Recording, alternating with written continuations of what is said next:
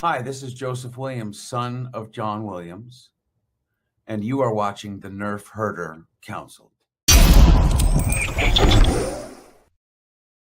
What's up, guys? Welcome to another episode of the Nerfherder Council. I am your host, JT. Welcome to 2025.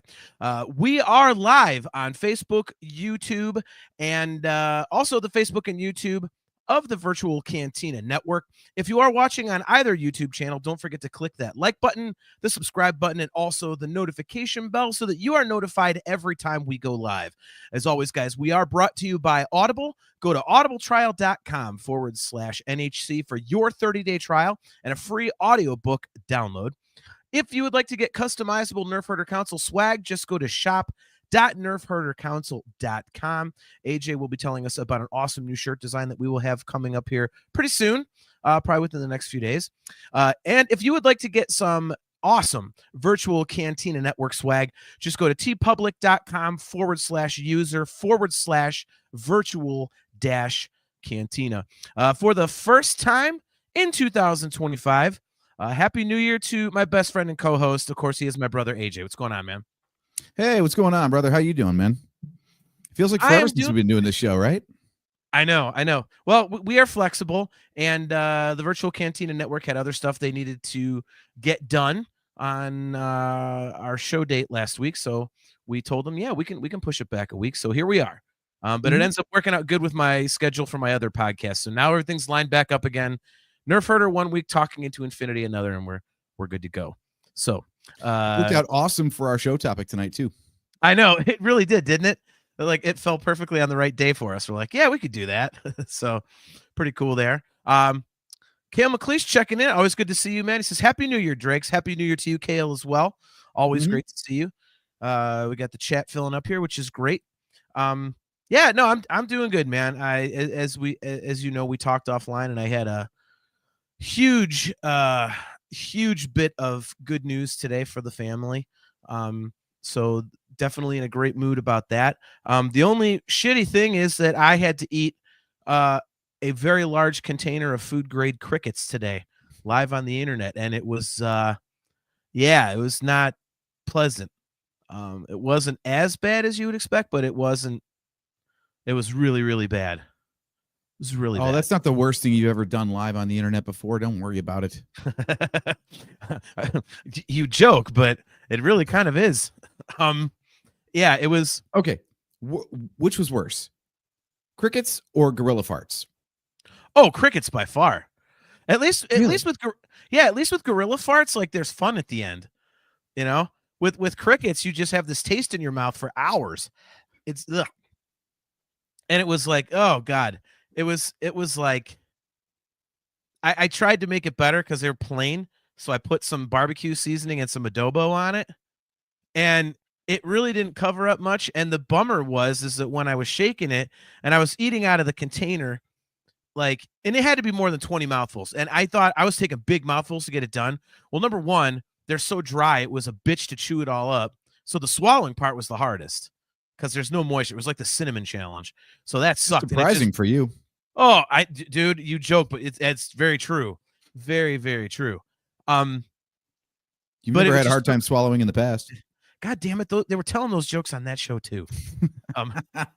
But yeah, so it just took forever. And when I got to the last bite, all of the seasoning had gone down to the bottom corner.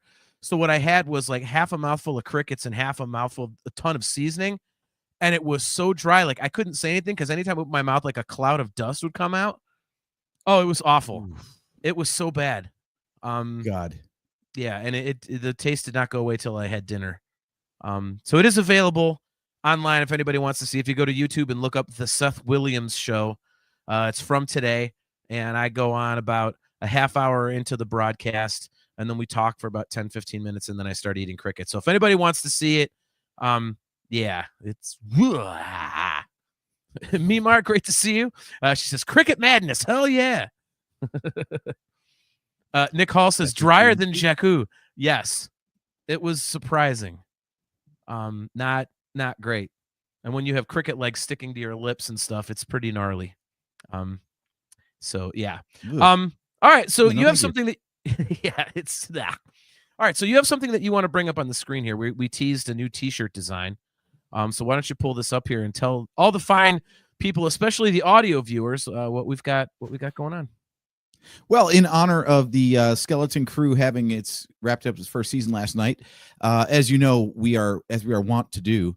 We like to put out some new gear celebrating the new shows as they come out. So what we've got here is a new design coming out to shop.nerfherdercouncil.com very shortly, which will be on sale for $23 when it premieres.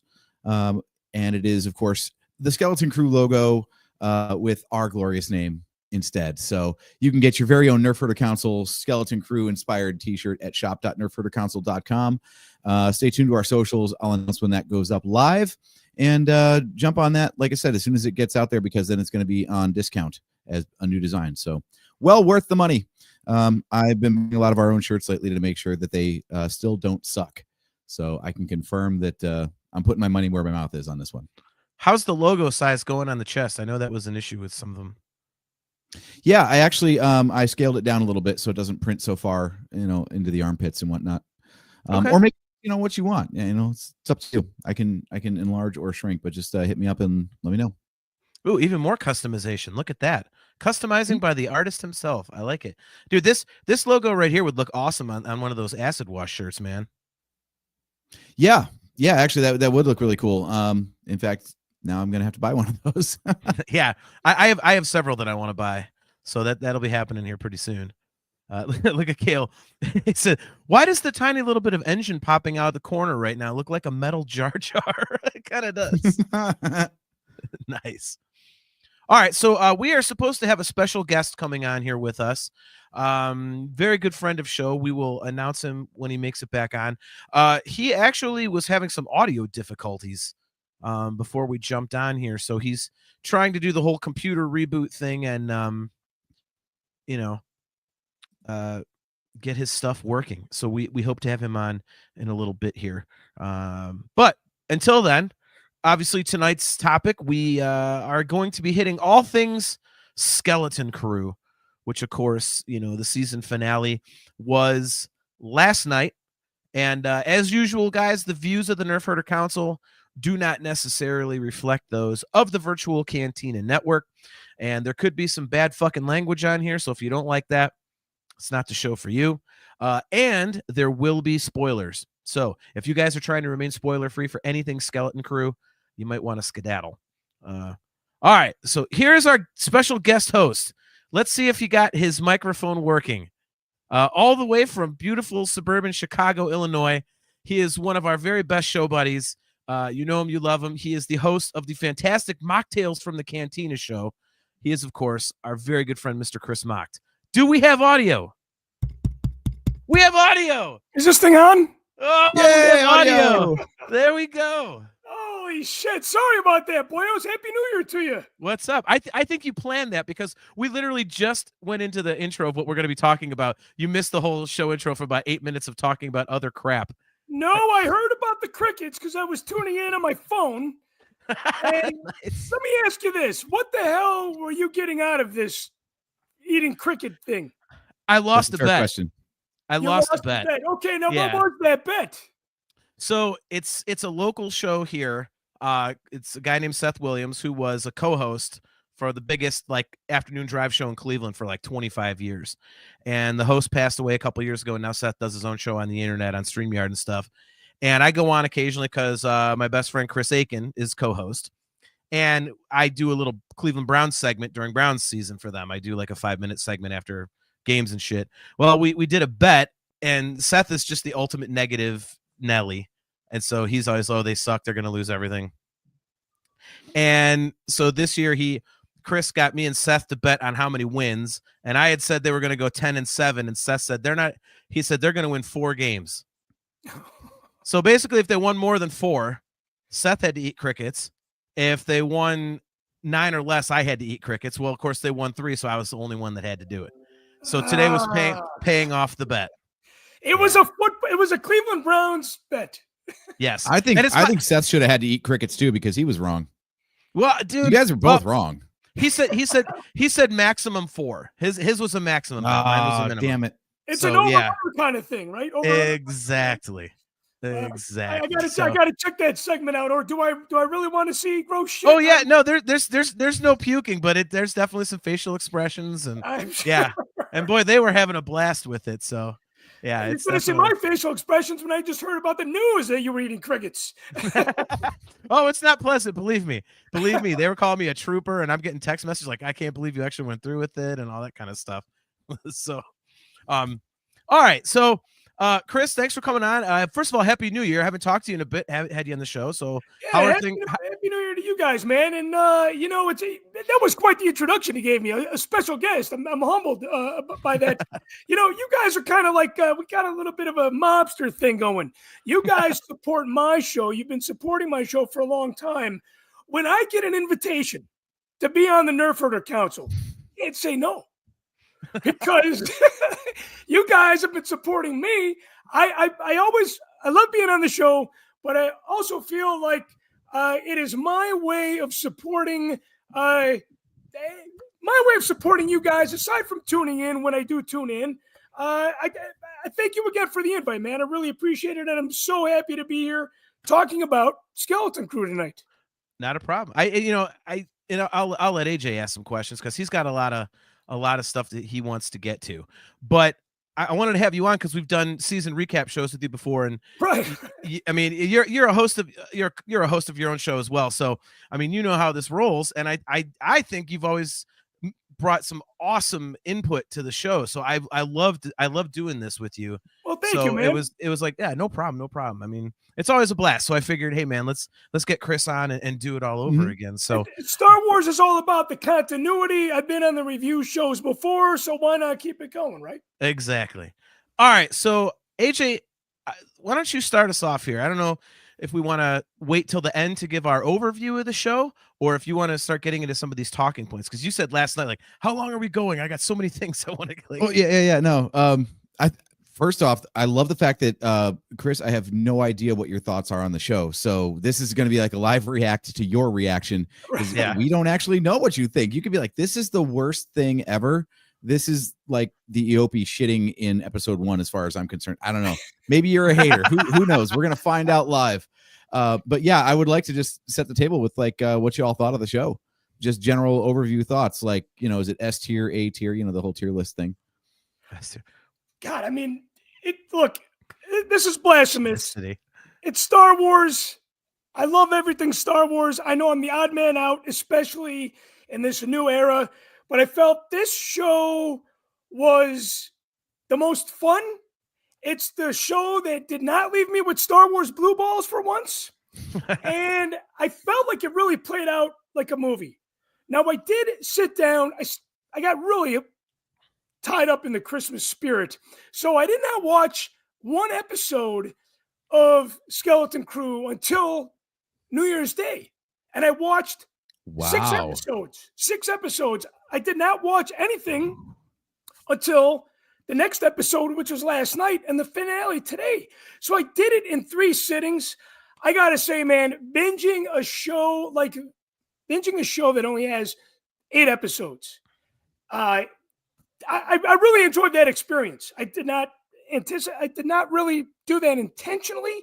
It was just, busy with Christmas, and I didn't like in the past waiting for next week. Look, this isn't the 1970s anymore. Right. I want to watch shit right now, all of it in one sitting.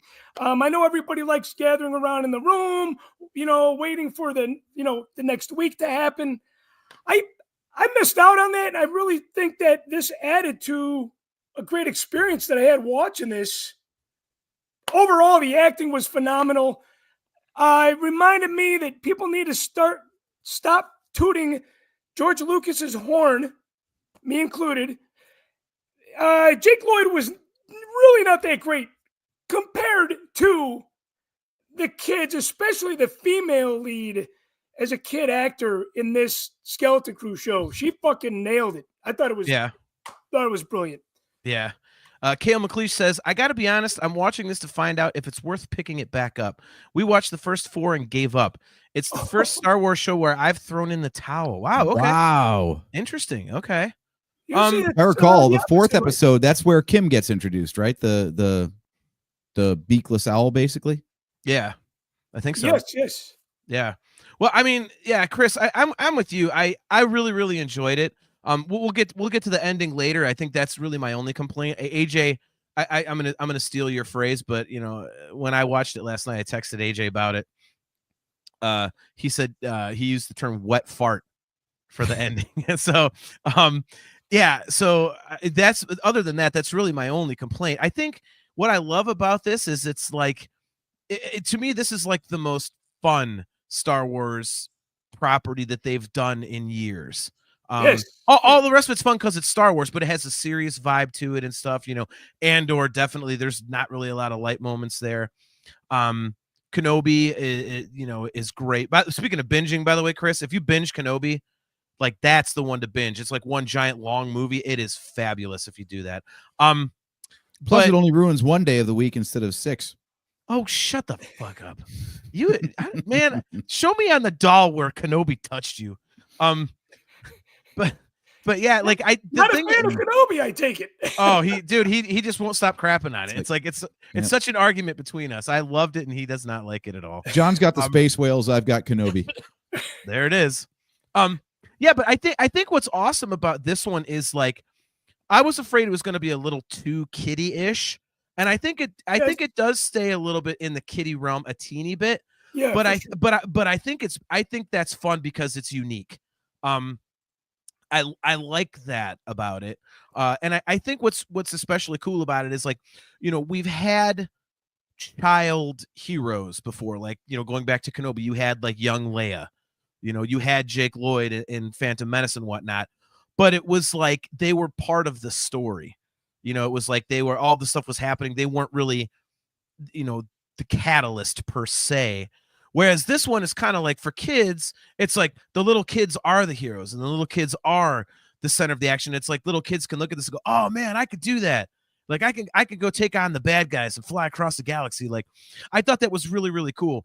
And the thing I really liked was it was the Easter eggs were so glaring throughout this show, but I loved it personally. You know, you just talked about Kim, AJ. I mean, that's so Dark Crystal up in that observatory thing. You know what I mean? I thought you were talking about like Star Wars Easter eggs, and this was actually no, everything. New. Yeah, everything. I mean, there's Star Wars Easter eggs, but there's Easter eggs to like E.T. and like the Dark Crystal, and I loved it. I thought it was such a light, fun, kind of refreshing show without being too light and too kiddie-ish. So I loved it, and I think the biggest compliment that I think this show can get is the fact that my wife fell asleep during the second to last episode, just because it comes on after 9 and she's usually asleep. She goes to bed early. And as I was coming down here, I went into the bedroom to, you know, say goodnight, you know, because she'll be asleep when we're done. And she was watching she had that episode on. So she's trying to finish it on her own without me, which means that she actually really, really likes it. And that doesn't usually happen with the television programs for her. So that's, I think, a great compliment. So yeah, I loved it. I was very, very, very pleasantly surprised. And unlike some of the other shows where it starts out with a bang for me and then kind of levels off, this one stayed awesome. Like I said, I wasn't a huge fan of the ending, but other than that, I loved it, man. AJ, what did you think? So I think you both raised some good points. Chris, I'm going to actually push back on the whole thing of you binging it instead of seeing it week to week. This was like that first show that I think they finally nailed that balance between a continuing serialized story, but every episode felt like it had its own, like the first season of The Mandalorian was like that, right? Where like every time the credits rolled, you couldn't wait for next week, but you felt like you got a complete story that week as well. And I feel like, sorry, dude, JT, I got to bring up Kenobi again. That one felt like that. The Acolyte felt like that, where Ahsoka felt like that, where it, rather than actually having it finish its story for the week, it's like, now we're out of runtime, roll credits. We'll just pick up, you know, with the next scene next week. Well, I think that's what I meant by blue balls, right? It just leaves you hanging. It doesn't, you know, it's like, wow, couldn't you like finish the story a little bit? Right. You're saying these episodes were kind of like complete little stories, start to finish on their own. I felt like that too. It didn't leave you hanging all the time, you know? Yeah, every time credits rolled, it was like you could tell it was deliberately written. That was, you could feel it coming. Yeah, Like that was you the end. felt like Right. the story had gone on. You felt it winding towards a conclusion, and like credits roll, you're like, yes, okay, that's an episode. That felt good. And I love the fact that, like, yeah, credits rolled and you felt like you got a good story that week, but you're like, oh my God, I got to wait 7 more days. Like, it was the perfect balance. I really enjoyed that, actually. And JT, to your point about how it was for a kid's show, but it wasn't like overly kiddie, I thought they did an amazing job of making it so they didn't have to nerf the Star Wars universe to make it kid friendly. They just made sure that the situations that they were put in weren't so dangerous that you're like, how the hell did they not, die 1,000 times over in this story? Yeah. Well, Like, that's the Fratellis and the Goonies are so inept as Yeah. criminals. You're like, it's strange credulity, but it's for kids. It's fine.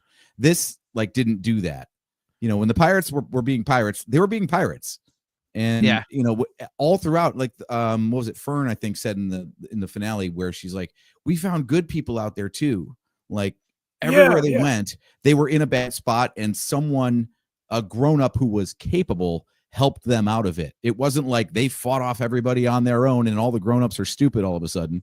It's like, no, they had like the dancer at the pirate stronghold in the second episode, and they had, Kim helped out, and even people at the resort planet. Like, every time they got into a spot of trouble, usually, someone competent and capable and fully grown bailed them out. It wasn't them conquering the Star Wars universe, I thought that was a really profound statement. I think out of all the dialogue, that was like the most powerful, the most serious. And forgive me, man, I only did one watch, so I'm horrible with the characters' names. But Jude Law's character, he had said the opposite. He's like, the world, like in that same episode, the world is full of evil. There's pin pricks of light. Yeah. And I thought that was and that was the whole Star Wars yin and yang thing, right? The darkness rises and the light to meet it kind of shit. I thought that was kind of cool, though. Yeah, that was a great juxtaposition. I noticed that too. And I mean, I like that you said it's like the whole Star Wars, darkness, light rises, to meet it, whatever, because it would be so easy to oversimplify it as, the innocence of youth against, the weathered kind of grizzled outlook of the adult. But, I think it's more than that. I think it's exactly what you just said, Chris. It definitely is kind of like bringing up that Star Wars balance thing that we always seem to have.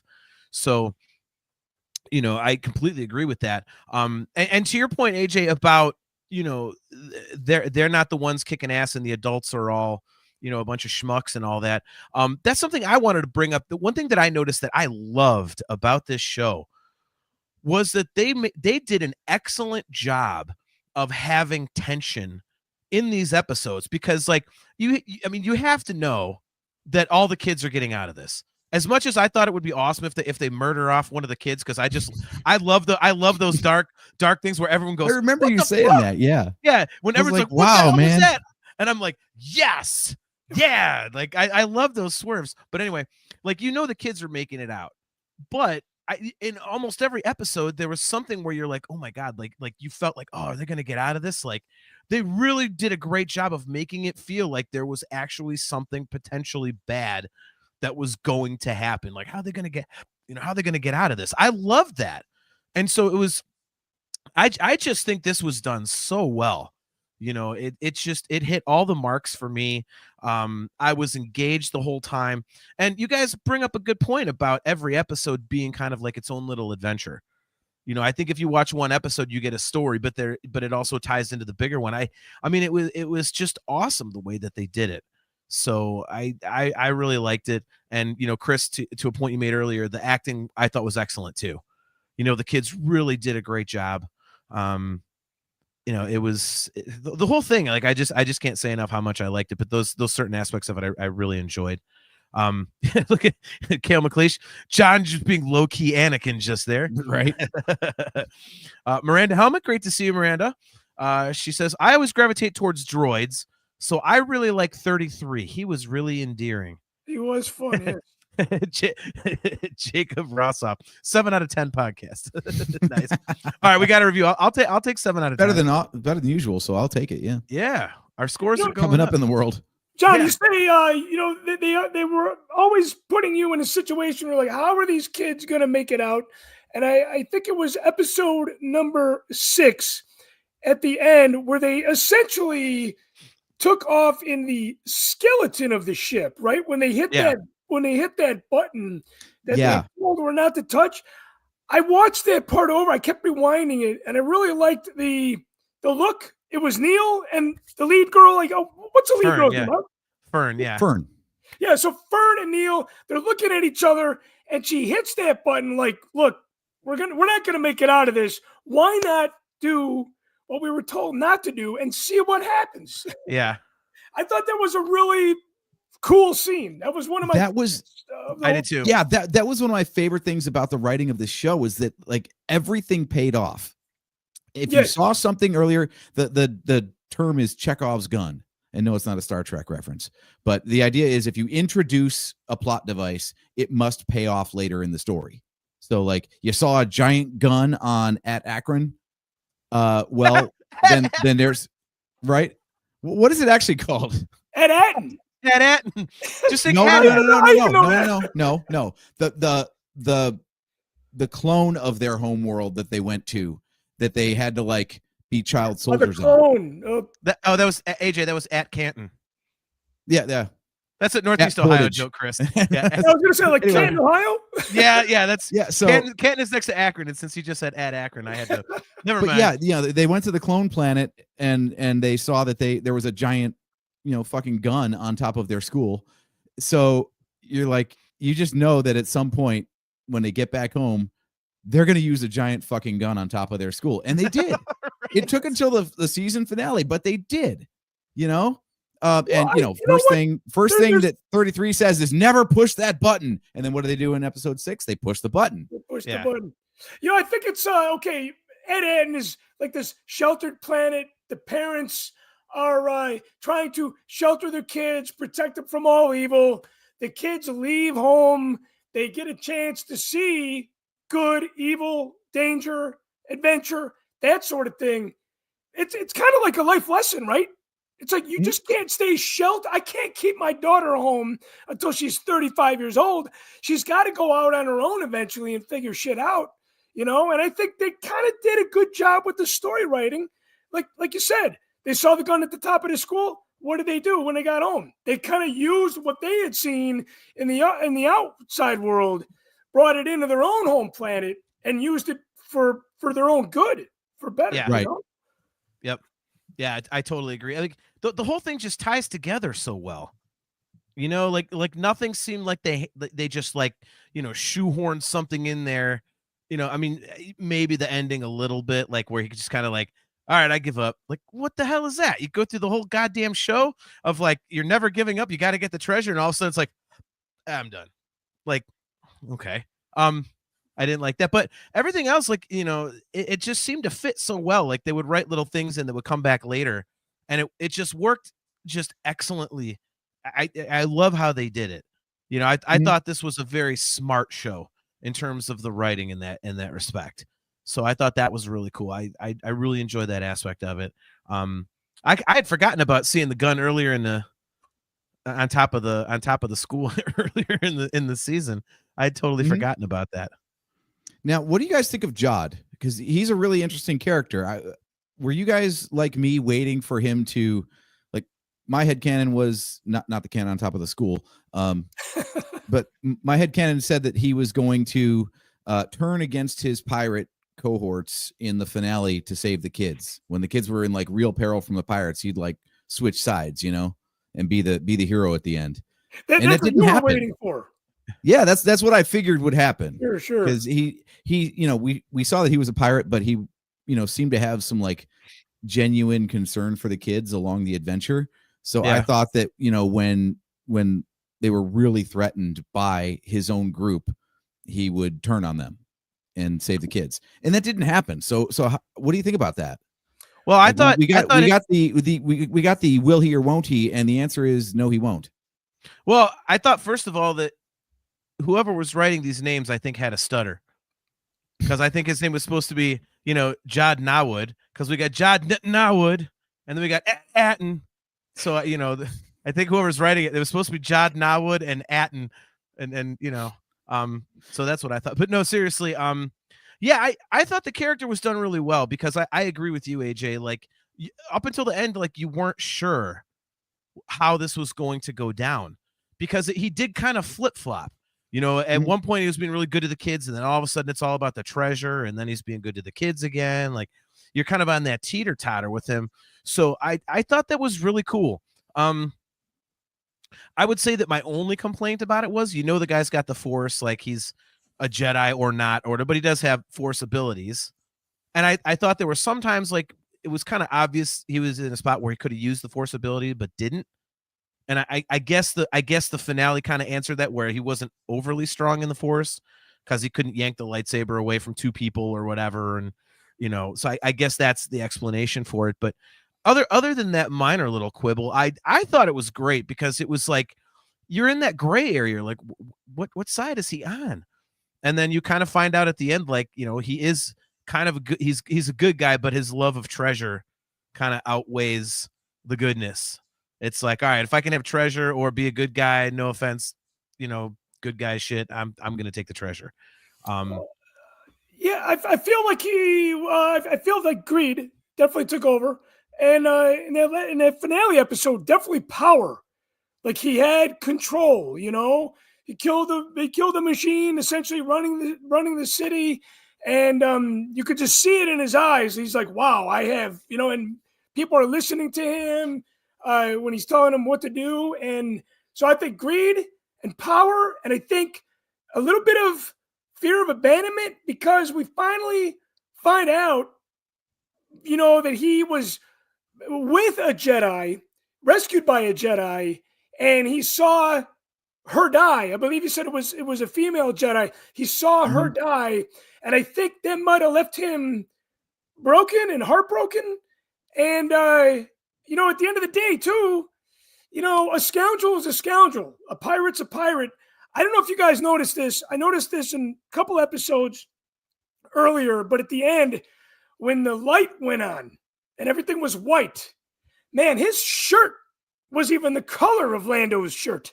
Yeah. Yeah. It looked like Lando's shirt in a couple episodes, but when they shine the blue, the white light, it was like the light blue. I'm like, okay, is there a little tribute to Lando's scoundrel side here as well? So that's kind of my take on that character. I loved the fact that we did see a lightsaber, we did see the Force, and we heard about the Jedi. I've said that many, many a times. That's enough to get me excited. Yep. Did they tweak the sound on that lightsaber, by the way, or was it just how invested I was in how it was used? But it seemed like they added like a little bit of bass rumble or something to it. It sounded a little more sinister than a usual lightsaber hum. And he never used it for good. He only ever used it to threaten kids, basically. So, like, to me, when that thing lit up, you're like, oh shit. Like, this is a problem. Yeah, Kale McLeish. If you could be kind or rich, choose rich. Nice. Yeah, Jacob Rossoff in the chat wanted to know, does Neil die in the finale? He almost does, but no, he does not. He does get a lovely bubble bath for the second time in the series. He does. Neil loves his bubble baths. But we always see elephants bathing in National Geographic documentaries, so that would make sense. That's another Easter egg. While you're bringing that up, that is the one thing that I'm not necessarily enjoying a lot of, is these slice of life segments, like Andor, everybody's fucking eating cereal and shit. Like we don't need to see that. We didn't see that in the original trilogy. We saw a little bit of the prequels, but we don't need to see people at home eating and drinking and taking baths and all that shit. I think that's not very Star Wars to me. It's what Disney Plus loves. I mean, Mandalorian started it with the refresher. As soon as we get an acknowledgement that people go to the bathroom in a galaxy far, far away, then it just, you're going to see them eating and drinking and bathing. Too much detail. Too much fucking detail. Dude, they have it in Outlaws, like on your ship, the Trailblazer. One of the doors you can open is to the shitter, the refresher. You can't do anything in there. It's just you open the door and there's the refresher. I'm like, what's the point of this? Unless I can go in and chuck a space clinker, I don't need to see this. Like, I the do hell? also love the name Refresher. Yeah. Like, they didn't. It's not even spacey. It's just like, how do you feel when you're done taking a shit? Yeah. Refreshed. Yeah. We call it the shitter, the poo doer. I should just do that because we call it the shitter. Yeah. I mean, no, but I loved Jod because I love this idea of the character where when you got that backstory, and I was thinking it was going to be, oh God, it's another Padawan or Order 66 survivor. And no, it sounded like he was found in the Imperial era by a Jedi in hiding. And so he had a rough life, and he got like a couple of months where a Jedi was teaching him a few things, and then watched her get offed. So he took, like, when he quoted Qui-Gon, for example, your focus determines your reality. Yeah. And attachments, you don't need them. Like, all these are Jedi teachings, but because he had a rough life and a bad upbringing, because he was introduced to these ideas and then was shown how cruel the galaxy can be, like, he twisted them. He didn't approach it in like the Zen master way of like, oh, let go of attachments, and let's be one with the galaxy. It's like, no, attachments suck, man. Just be out for yourself.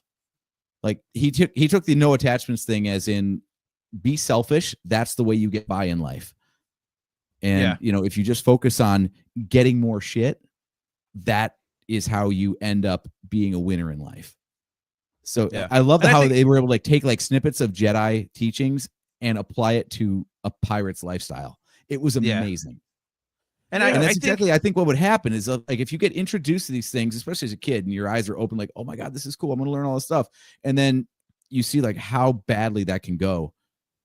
Wouldn't you just raise a middle finger to the galaxy and be like, all right, I'm out for me now? Yeah. And I think they kind of show that with with the whole thing with Wolfman Jack in like the 6th or 7th episode. Like, that's what I was calling the whatever that the pirate leader guy, the wolf dude.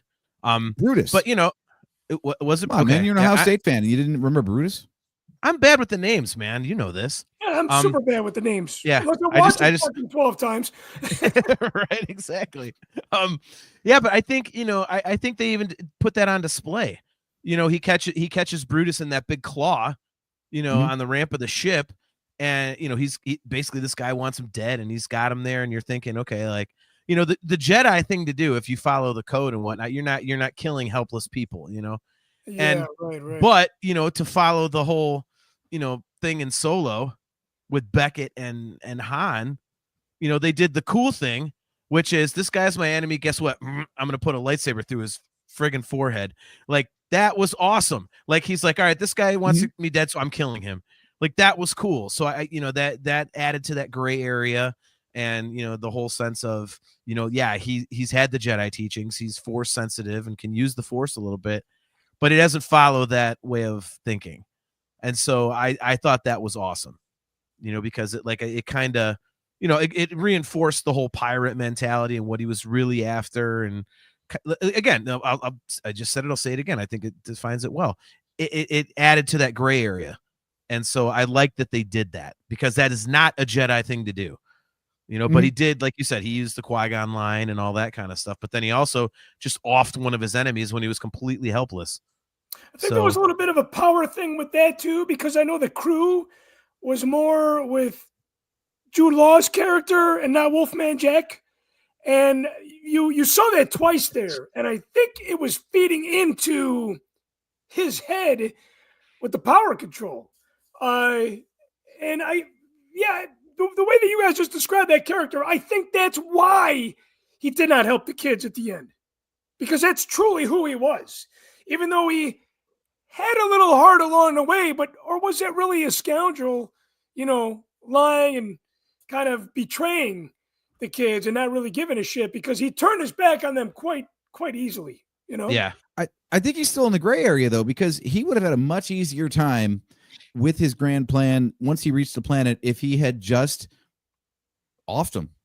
He could have done awful things, but instead, the whole time he was so frustrated in that season finale of like, just do what I tell you and everyone's going to be fine. I'm not trying to destroy the barrier. I'm not trying to expose you to the galaxy. Just let me do my thing.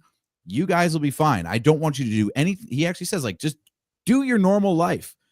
keep making money, not contacting the galaxy in any way, and everything will just go on as it is. I'll just be in charge.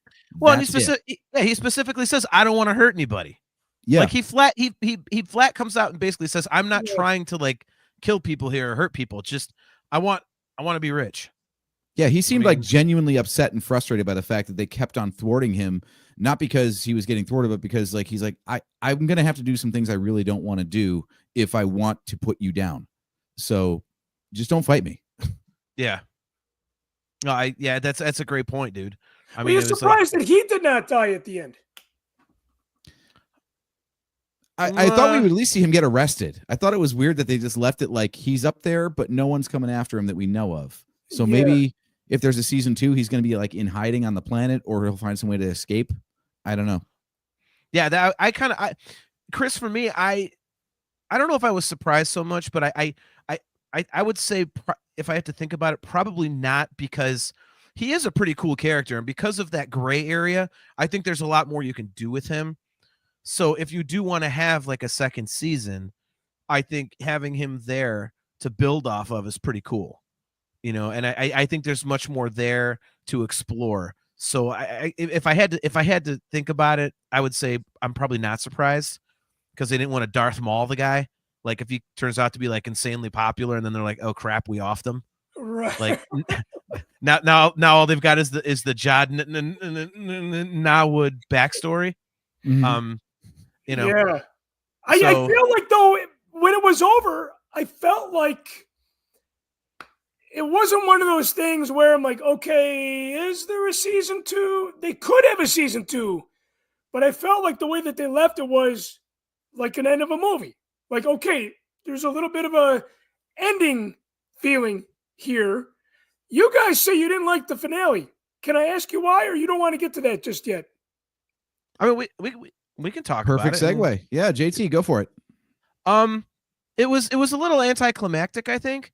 It was like it ended, and I kind of went, okay. Again, like you know that they're gonna get out of it. And there was tension, like I said. I mean, it's not like the whole thing like was just an inevitable march towards okay, they win. But I just think it could have been. I think honestly, you know what kind of like was a bummer for me. I really thought that the barrier was an awesome concept. So I would have preferred if they'd have figured out a way to have the same resolution to everything, but not have it be, well, we have to just, it was just a little too simplistic for me to say, oh, well, we destroyed the barrier. You know, like I was like, I thought that was like a great concept. And so I was really hoping they would find some way to, you know, covertly override it, or, you know, have, Geordie LaForge or KB, like do something to get the X-Wings through without having to destroy it. So I think for that reason, it was kind of a little bit of a bummer to me, because again, I just something about the barrier to me was just so freaking cool. I'd never seen anything like that in Star Wars. I thought it was an awesome idea. Like it, they were completely insular, and no one knew that they were even there, and it was this mystical planet, and then they went and they took away all the mystery of it. Like, fuck the barrier. We got to get the X-Wings through. Like, let's put the entire planet at risk for this little couple mile square patch of city where the pirate ship happens to be. So the rest of the planet, F you. We got to save our own asses. So let's destroy the barrier. So I mean, I don't know. I mean, other than that, I mean, it was okay.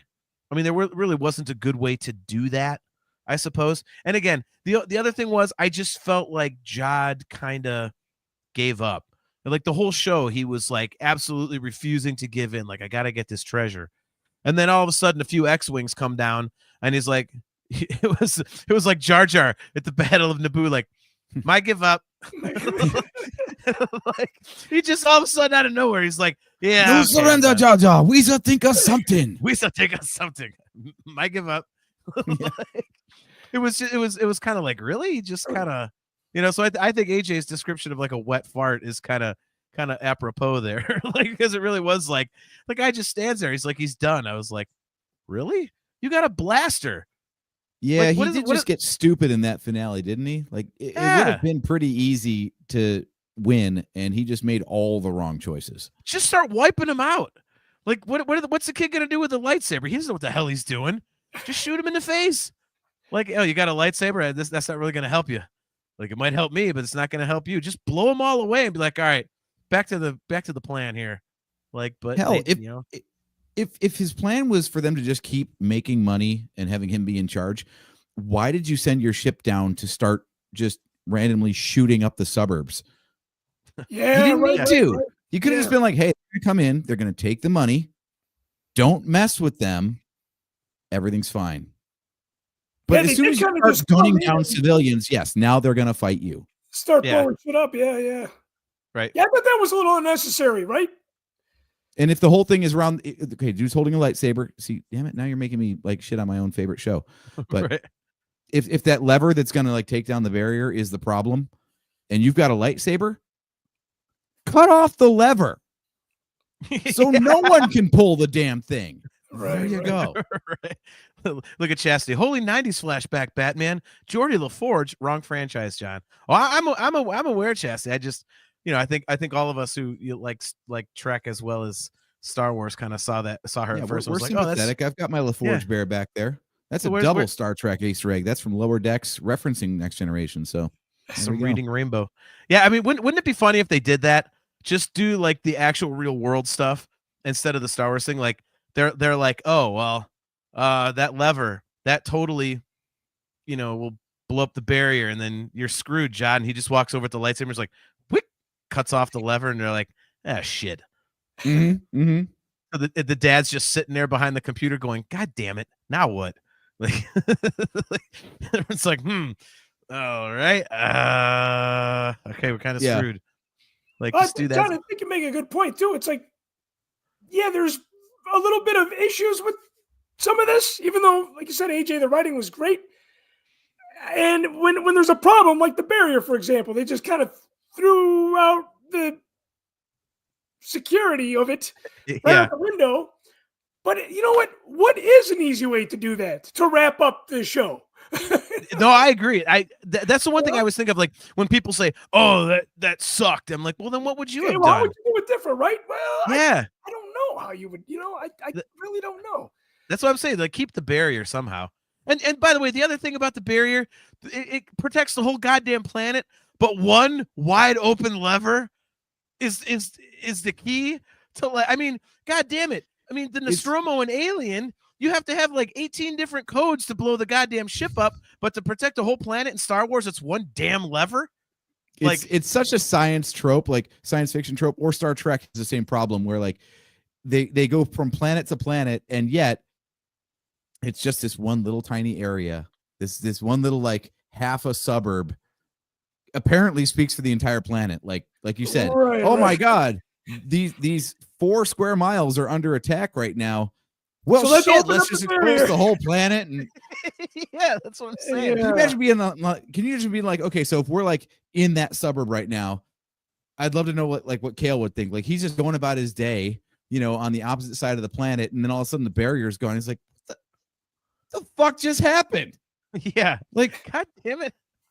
I was waiting for the kid to pull the lever and sacrifice his dad for that.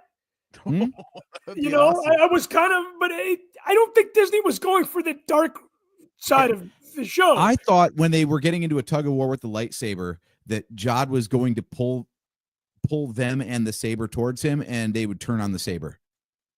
Yeah. yeah, I thought he was kinda gonna. felt that I too, thought he was gonna die by yanking the saber towards him. Because speaking of callbacks, when Wim first activated the saber in the 5th episode in the treasure room, and he had it upside down and it had it all wrong. So it would be a callback, like, oh, I know which end points out this time, and he would, right. That'd be awesome. He does it backwards. He just gores himself. Gores That's how they get himself. Wim out of the way. He's like, I've got the lightsaber. Pew, whoa. Like it's just there And goes we've Wim. seen stuff like that in Star Wars movies before, but Yeah.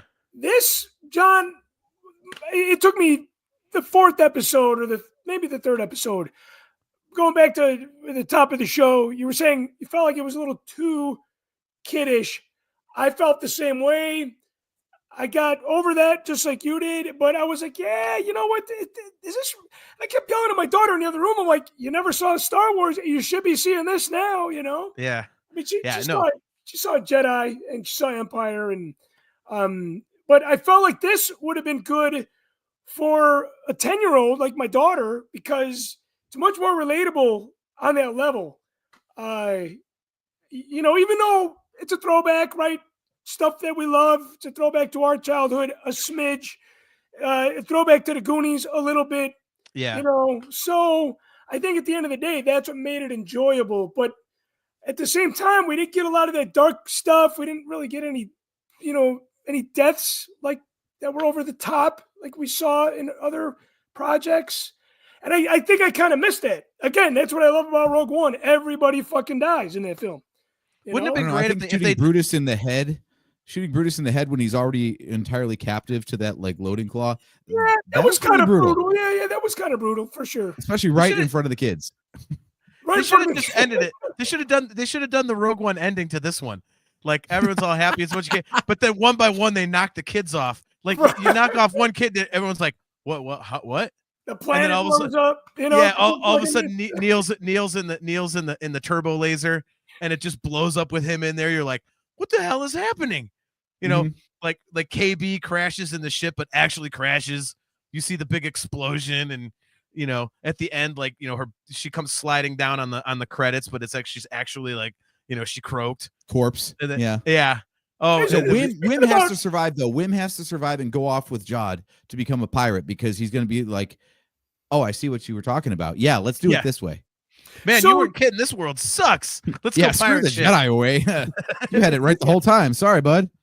Did they get Jod's character ahead. name because Jude Law did like, okay, go online and take this. What's your Jedi name quiz? God. Wouldn't that be awesome? You can name yourself. You can name your character Jude Law, and he's like, well, I don't know how to make a Star Wars. So he just goes and does the random Star Wars name generator. Yeah. And it comes up Jod Nanawood. That is awesome. Yeah. Okay. Do that with everybody. So one of the things we all agree on is it was cool to have like an entirely like detached story, right? Like this, I think this is a great jumping on point for Star Wars, which is nice. Yeah. Now because of that though, we got a whole bunch of new stuff in this show. What was your favorite like idea or new thing introduced to Star Wars lore that Skeleton Crew did? New thing introduced to Star Wars lore. Yeah, so we've got like these 9 planets that were, you know, mints of the old Republic. We've got I mean just aliens in general or more stuff about the pirates. Jod's backstory of like Jedi pupil turned pirate. Like what new thing to Star Wars was your favorite? I would probably say that, you know, that Jod, well, I don't know if that's new. Right? Is it new? I don't know. You can answer that. I thought Jod's character was cool because he had he had the lightsaber, he had the Force. He was able to use the Force. We didn't know if he was a Jedi. We found out that he wasn't necessarily trained, but learned, and then still went his own way without necessarily going to the dark side because he's more of a pirate / scoundrel than he is a Sith Lord, if that makes any sense. I did like that, but I don't know if that's necessarily new lore, if you will. But I really enjoyed that element. I don't believe, okay, we got a new Star Wars story, but again, we got lightsabers, the Force, and X-Wing fighters. And my friend who's a B-Wing fanatic, he must have had the biggest hard-on at the end of the show. Right.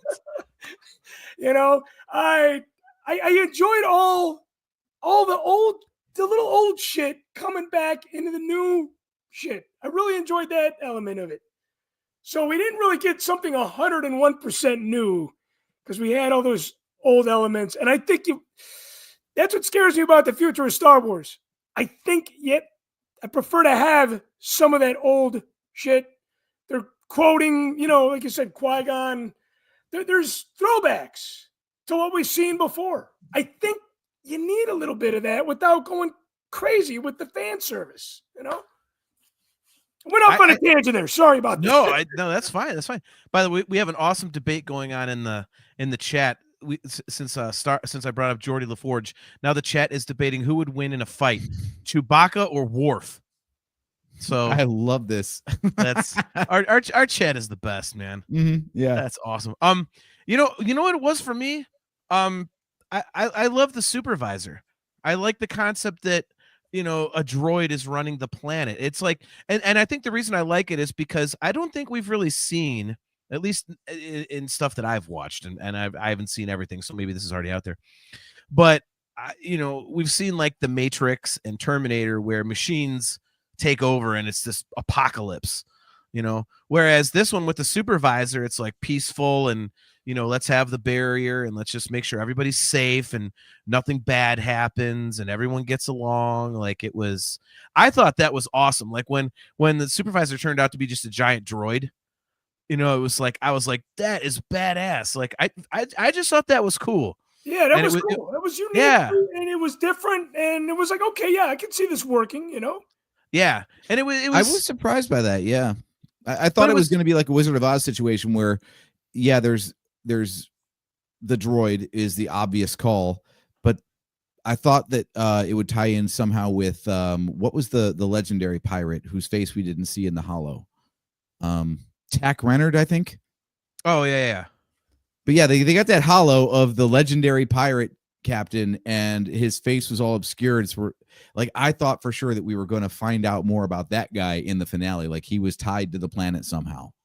And nope, it's just a droid being nice to people, I guess. Yeah, whatever. I just thought that was so cool. It was such a what I really liked about it was that when it didn't turn out that it was just like a droid, like just like the security droids were just spewing rant, like, oh, you are being watched, like there wasn't any personality to it. I loved with the supervisor where it was like, okay, well, either you're lying about being an emissary or you're lying about this, like what is it? Like, so it was like you could tell it was actually somewhat sentient, which I thought was really, really cool. And then I mean, as simple as it is, like the fact that he just did the lightsaber stab, like, throw again, an Easter egg throwback, Chris, to your point about going back to old stuff, kind of like how they, Qui-Gon put the lightsaber through the security door, on the, totally, on the space station in episode 1, like he did that and that killed the supervisor. I was like, okay, as obvious as that is, that's pretty sweet that they did that, because it kind of is like pointing out like, okay, didn't you dickheads think that this thing would be a little easy to destroy? Yeah, just just basically put its eye out and it's dead. Like, I mean, like, what the hell? So yeah, I just thought that was a great concept, like, because you're waiting for the supervisor to be this, like, I was like, okay, is this a character we've already seen? Like, do we know who this character is? Like, is it gonna be like, one of the Jedi or something that survived or whatever? Like, is it Cal Kestis, or somebody like that? Like, but no, it's just this giant circular droid. And I thought that was really cool. It was a very interesting twist, and I thought it was great. I really enjoyed that. What about you, I thought AJ? it was interesting. So I thought it was interesting because they're an old Republic mint, right? That was the whole thing. This money hasn't been seen in centuries because it's old Republic money, and that hasn't existed for hundreds of years. And yet it knew about Order 66. So I thought that was a little strange. I'm like, okay, so wait a minute. So any government calling itself anything Republic, you're like, I'm down with.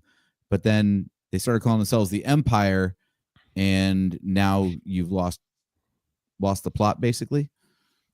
Right. Like, because it's old Republic money. So clearly this planet was established centuries ago, maybe thousands of years ago.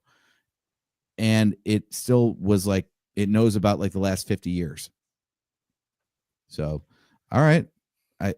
I thought that it was going to come out that like the supervisor droid or whatever wouldn't have even known what happened in the galaxy for a very long time.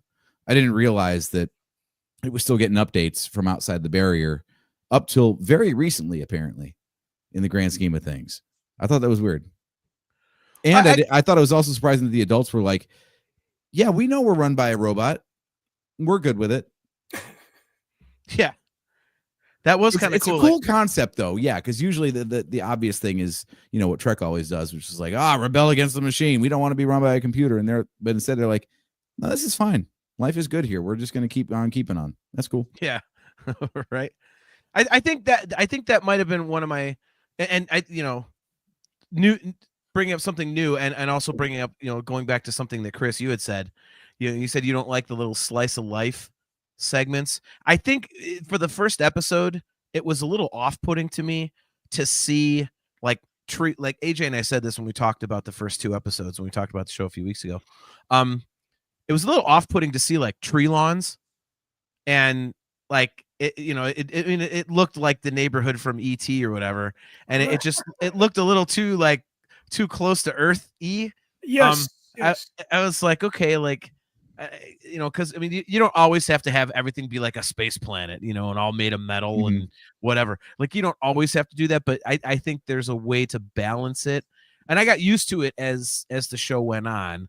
But I think at first it was a little bit like, what the shit is this? Like, yeah, okay, like, you got the old lady walking her dog, so to speak, and right. I mean, it was, so that was a little Kids weird. are going to school, Yeah, exactly. Kids are, yeah. I mean, it was like, okay, well, this is interesting. So I think that was, but again, I got used to it. I mean, I think for the context of this show, it works. But I think if you were to kind of like put that into other properties, it would kind of be like, are we like would we see Andor going on vacation to what looks like Daytona Beach or some shit? We did. I know, we totally went to Miami. Well, yes, but I mean, even that looked a little more space-y than the neighborhoods in Skeleton Crew did. So it's like, I mean, I don't know, a Hispanic dude hanging out in Miami getting profiled. That sounds pretty on the nose to me. The views of the Nerfherder Council don't necessarily reflect those of the Right. Cantina Network. Yeah, see, Nick Hall says it. He says, too close to home for a galaxy far, far away. Yeah, that's, yeah. There is truth to that for sure. It's even down to the alien design. Like, as much as I love Neil as a character, he's just a blue elephant with a toupee. Brutus is just a wolf man. Kim is just an owl without a beak. Like, the alien design is getting less and less creative, and this is a trend overall, though. I mean, it's the same thing in, God, I hate to bring up Star Trek again, but now they've got you straight up like bird people and or cat people. Like, they're like, what if we just made like an anthropomorphic house pet and then changed one feature? Okay, good. Now it's an alien. I feel like when Neil's mom spoke, I was like even Neil's dad had tusks. Like, come on, man. Yeah. We know he's an elephant already, but shit. Get a little bit more creative than that, please. I thought it would have been kind of cooler if Neil had like, old school Star Wars dialect with the subtitles. I thought that where the kids understand. Yes. I like that. Yeah. When his mom spoke, I was like, that does not look like the voice coming out of that thing. Now that you mention it, Chris, that's an awesome idea, because I think that would have taken away some of the a little too close to home, as Nick phrased it in the chat. Like, I think that would have taken a little bit of that away if you had like the old school subtitles and they're speaking like, some foreign elephant language or something, Yeah, the kids understand them because they're friends with them. We don't need to go into that backstory. Yeah. Could have already been easily established, Chris, you've seen the Star Wars Robot Chicken specials, right? Yeah, but I don't know if I've seen them all. There's quite a few, isn't there? Have you seen the one with Max Rebo getting to the gig after like Max Rebo getting to like a gig after the skiff was blown up? Have you seen that? Yeah, I believe it's been a long time. It's been a long time. I so wanted Neil's dad to have that Max Rebo voice. Like, the mom's talking all nice, and then his dad comes in from work. He's like, "Man, I had such a bad day at work, man. I need some dinner, man. What's going on, kids?" Like, I would have. Oh my God, I want someone to overdub that so bad. because that Max Rebo voice from Robot Chicken I will fucking lose it every time I see that. Yeah, When I he gotta comes- go back and watch it. Oh, it's so great. Yeah, he walks into the canteen and he's like, and they basically like they booked up he had a gig, like he was like a traveling musician or something, and they rebooked him because he was late. And he's like, man, I walk all the way across the desert, man. I got a gig, man. It was so great. They So gave him now- like the Louis Armstrong voice, basically. Oh yeah, dude. Yep. There it is, Kale. I dragged my ass across the desert, man, but I did it. Oh, they took my gig, man. It's like, and every time I see Max Rebo now, that's all I can picture. I watched Return of the Jedi a couple weeks ago, and I just see him plinking away on the piano, and I'm hearing him going, A sharp, G sharp, man, play the piano, man. It's sticking out of my head. I can't stop thinking about that. That stupid voice. Oh my gosh. Anyway, good. all right, back to our regularly scheduled programming. So No, I love this. I love the idea of the planet, though. Like, so the whole time I was watching the show, I couldn't help but compare it to the Acolyte, because we did our Acolyte talk, and boy, I just never want to think anything Acolyte ever again. Like that, I told you before, man. That on paper sounds like a great story. That as a viewing experience was excruciating. Like how I said earlier, Chris, about how like, oh, it was actually fun being agonized for 7 days. Like I gotta wait 7 days. Instead of with the Acolyte, for me, it was like, Oh, God, fuck. only 6 more days. Oh God, there's only 5 more days, and then I have to watch it again. Oh, like it was painful. But they both that show and this show were based around a mystery, right? I feel like this one did it right, where they would unravel it a little bit. You get a little bit of meat on that bone every week, and then they'd like dangle. Every answer led to another question, right? As like a good mystery does, kept you guessing until the end. And the Acolyte, I feel like, just what was so different, because we've all seen both of them, right? Mhm. Yeah, So what was so different between the way they presented their mysteries that this one was fun to be left in the dark week to week, versus the Acolyte, which I feel like absolutely was not. Well, the Acolyte was not a fun show. Even, if you liked it, it wasn't a fun show, where this was a fun adventure. So I think maybe that could be a big difference. And I felt like, too, the Acolyte was choppy, where I felt this, maybe your observation with it being one adventure per episode that kind of wrapped itself up. I felt like it was a smoother presentation of the mystery, if you will. Where That's a Acolyte great was, description. Yeah. it was kind of choppy, and it wasn't fun. It was like a dark, confusing mystery. I guess how I would describe that. Yeah, I think I would agree with that. See, I like the Acolyte. I don't have nearly as big a problem with it as a lot of people do. I am of the belief that they should have continued with it and not kowtowed to dumb internet fanboy pressure. Because I think if you had provided more story exposition in like a second season, I think it would have been better. I think there was more there to explain. AJ, I hate to be the odd man out here with John, but I did enjoy the Acolyte. I get people's reason why they did not like it. I do think that was a cop-out, that they did not do season 2. I don't even know if that's the truth or if that's just what they told the media. But I think that makes it more of a difficult watch, because I was waiting and waiting and waiting and waiting for something where Skeleton Crew felt like when I was waiting, I got what I was waiting for. Kind of like you said, everything paid off. Whereas the Acolyte kept waiting, saw Yoda at the very end. I'm like, oh my God, I can't wait to season 2. And then there's not a season 2. And I said, at one time, I said the biggest failure of the Acolyte is going to be if they do not have a season 2.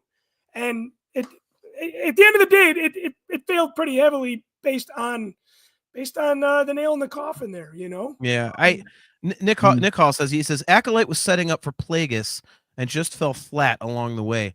Yeah, I think I really think that show was meant to have multiple seasons. So I think that it was written the way it was purposely, because I mean, let's face it. I said this on our Acolyte episodes before, and I will die on this hill. You're not showing Plagueis in the cave, even if it's just for like 3 seconds. You're not finally bringing Plagueis into live action just to show him in the shadows in a cave and go, oh, okay, shut up, fanboys. There's your Plagueis. Now let's move on. Like, you're not doing that. Oh, definitely. Yeah. Talking about, again, how you got to like pay off anything you introduce. Yeah. There was no payoff. So I think Acolyte was written specifically to have multiple seasons. It was a more broad story that they were going to tell. But again, it got shut down by the goddamn idiots on social media screaming that it's woke and screaming about, the lesbian space witches or whatever. And it's like, so for me, it's difficult to compare because Skeleton Crew, you guys nailed it. It does pay off. Each episode pays off. It's a nice, tightly wrapped story within the 8 episodes. And again, leaving Jod alive kind of does leave it open for, hey, we can do another season if we want to, because this guy's alive and the kids are alive. So we've got everybody in place on AT-AT, and let's see what happens, So I think they can do that. I mean, but I don't think it was written necessarily, to set up a season 2. Whereas I think the Acolyte was definitely part 1 of a broader story. Yeah. So I think that's why it might be a little nailed more loose. the title of season 2, episode 1 of Skeleton Crew, which is what's happening on AT-AT. Hey, here's the thing for you guys to do on the weekends or whenever you do your drinking. Go back and watch, I think, episode maybe 5. And the drinking, every time they say AT-AT, you have to drink. Oh, God. Fucking shit-faced. I didn't know it, but I was like, oh, my God, they are loving saying that fucking word right now. All right, so you just signed your death warrant, man, because now what we're going to do, Chris, we're going to set up a WTF Friday, which is our off shows on Fridays we do occasionally, and we're going to do that drinking game. We're going to do a watch-along for that episode, and we're going to do that drinking game. So every time they say AT-AT, and you got to fill a shot glass with beer, or if you want to do straight shots, go for it. But yeah, you have that would be an awesome watch along. Like, son of a bitch, I said it again.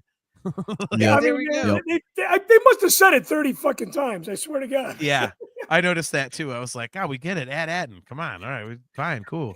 Like, it is interesting how both shows went about it differently. Like to your point, Chris, about the Acolyte being definitely a multi-season story. Like I said, you don't throw 3 seconds of Plagueis into a shot to say that like that it's paid off already. Like, no, you don't do that. Like, that's a cheap Plagueis trick. Plagueis had no purpose in this story yet. So clearly it was just dangling that carrot to say, and Yoda to say it's going to pay off, later. I think the way that, like we were talking about earlier, how this conclusion, the finale ended up basically like a wet fart kind of. I feel like that was the one episode that just kind of like stopped. Like, I was expecting like a denouement where it shows like life getting back to normal. What's life like on AT-AT now that they're no longer behind the barrier and part of the larger galaxy and all that kind of stuff. And we got none of that. Yeah. So I feel like that was the way that this show said, okay, we'll pick this up in season 2. Yeah. But what if they don't get a season 2? So do you feel like this was a satisfying conclusion? Or do you feel like the Acolyte, we were robbed of future chapters that are necessary to make these make sense? I say this or finale, pay off at least. This finale to me left me complete. As much as I loved Kenobi, I know AJ, you were not a fan, but John, to me, I was like, okay, there's got to be more. There's got to be more. It left me hanging. Acolyte left me hanging. This one, I was like, you know what? That was a great fucking story. I could have seen this in the theater play out like a movie. Beginning, middle, end. But at the same time, there are some unanswered things, or there's still everybody's alive, where they can go on to a season 2 if they wanted to. Mm-hmm. But the fact that it didn't feel like, oh, fuck, there's got to be a season 2. That was comforting for me that I didn't have that feeling. And I Yeah, the haven't writers felt have like said that they've in a got long ideas time. for 2, but they didn't want to write themselves. They didn't want an acolyte problem, is my paraphrase. Like they didn't want to have season 1 hinge upon future seasons Yeah, I could. because they weren't guaranteed any more than one, but they definitely left openings and have ideas of where they could pick up the story. And with that statement that you made, I feel like this is a big experiment that Disney has been doing for years. And why don't they just say this is what we're doing, take it or leave it? Obviously, they've done a little bit of that already. Yeah. But I feel like it's almost like we're a test market for what they think they want to do. I don't like that element of it because George, he did whatever the fuck he wanted to do. The critics destroyed episode 1. He didn't throw in a towel. Everybody cut down on the merchandising, for Attack of the Clones and Yeah. Sith. But he played it out, and then he's like, you know what? I can't take anymore. I've been criticized by critics and fans. Yes, this did happen back in the day. I think that essentially led him to not wanting to do anymore. I think he might have even said that. But Disney has to shit or get off the pot. They got to do what they want to do or don't do it at all. Like, who gives a fuck what the fans think? To a degree, right? You have to please the fans, but at the same time, don't cancel Acolyte because fucking social media. That doesn't make any sense to me. No, I completely agree with that. And if these shows were written, by the way, our good buddy Sherrick is tuning in. Great to see him, man. He says, I love Skeleton Crew. I feel they wrapped this season up nicely. Hoping for a season 2. Hope you fellas are doing well. Same to you, man. Hopefully I see you soon. I'll be in Lima coming up here in the next few months. So yeah, I would say that with this one, I mean, you AJ, you mentioned like an acolyte problem. I think had these shows been written further apart from each other, I think you could make a case to say they wrote Skeleton Crew based on the reaction that they got to Acolyte. They wanted it more able to be wrapped up in one season in case it wasn't well received, whatever, or they wanted to make sure that it was successful before moving on. But they're written pretty close together because Acolyte came out last year and this one came out a few months afterwards, whatever. So they were in production at the same time. So I think there's that aspect of it. And Chris, you had said, fuck what the fans think and all. I think that's I agree with that completely. I hate the fact that Acolyte went the way of Solo. Because that's what happened to Solo. Oh, well, the fans are crapping on the sequels, and so because they didn't like The Last Jedi, it only made like $500 million, so we're canceling movies now. It's like, God damn it, seriously? Like, is that what we're gonna do now? Like, we're just gonna listen to a bunch of whiny dickheads online to determine whether or not we're gonna continue with this stuff? I mean, I hate that aspect of it. Yeah. And I'm with you. Just do what you're gonna do and put it out. I mean, if the fans like it, they like it. If they don't, they don't. But stick to your guns. Like to your point, George Lucas never cared, and I think something I know I think I can speak for you on this. One of the things that we love about George Lucas is that he did say, I don't give a shit. I'm making these movies. I like them, so I'm making them. Yeah. He did say, like, I don't care if you don't like the prequels. I want to tell the story. So screw you. I'm making the movies. Like, I like that. And I wish they would kind of have that outlook with this, but it looks like apparently someone's a little bit weak-kneed, here and there within Disney right now. It is interesting how they go both ways, isn't it? Like, on one hand, they say they're taking shots. They're letting different creators make whatever they want to make and seeing how it goes. So yeah, the Acolyte is a different take on the Star Wars universe. Skeleton Crew is different, and so on and so on. Like, so they're letting a whole bunch of new creative voices come into the room, but then if it doesn't pull the numbers, then yeah, we're pulling the plug. And they're not committed to anything long term. The only long term commitment Disney has made with Star Wars was we're making 7, 8, and 9, and that's it. Outside of that, everything else has been, if it works, we'll do more of it. And if it doesn't, you're done.